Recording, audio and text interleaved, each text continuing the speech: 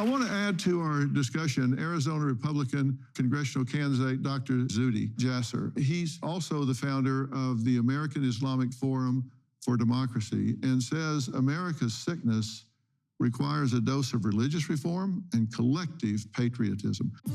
I'm a Republican running for Congress in Arizona's 4th District and the son of Syrian immigrants who not only came to America legally, but raised me to love this country. As a doctor in primary care, I treat diseases, not just symptoms.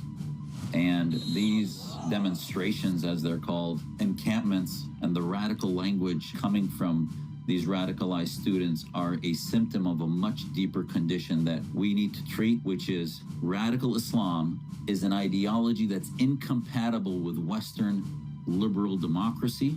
And this is why I'm working on Islamic reform. So I would say that what we need to do, and I would remind every American that don't just look at the surface. Deeper within is a cancer. And the cancer is a university system that not just is woke, which is also a symptom, but has been funded by foreign nations that want to destroy us.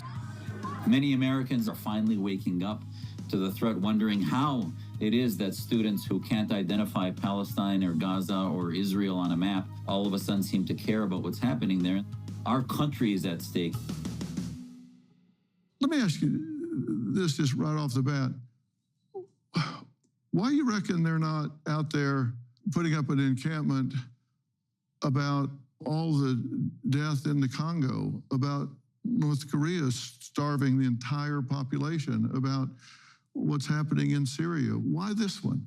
I think that question ultimately, Dr. Phil, exposes the hypocrisy and the moral vacancy of their entire movement. By not condemning Hamas, they actually argue that Muslims have no moral agency. And if they really wanted freedom, they would chant death to Hamas. They want to demonize the West.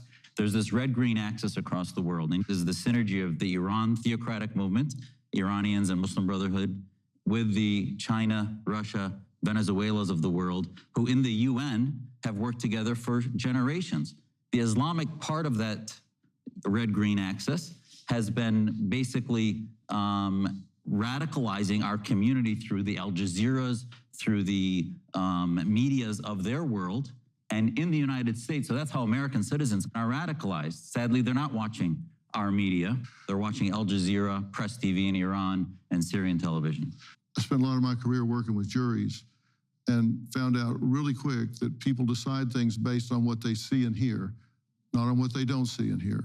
They get pounded day after day after day after day with this message, and that shapes them. And with these terror groups, they start in grade school. They start teaching these children hatred. They start training them to kill Jews. I went to the site of the Nova Music Festival and talked to people that were there. I talked to a first responder, and the things that he saw, there's no moral equivalent to that. They've been over-reporting the deaths, with Israel defending itself and trying to eliminate Hamas. You don't see children ever lose their lives in war, but collateral damage from an act of war versus coming in and killing infants in their cribs intentionally, there's no moral equivalency there. This is why we need to be unapologetic than that we have the most moral fighting forces in the world, be it the American military, which I served in for 11 years. The best thing the world can do for Muslims in Gaza is defeat and decimate Hamas, which is exactly what Israel and the IDF is doing. Yeah, and talking to the Prime Minister, he is undeterred. There's no question he is going to eliminate Hamas. But he's not going to stop until he does. What do you mean when you say that some of these insurgents should self-deport?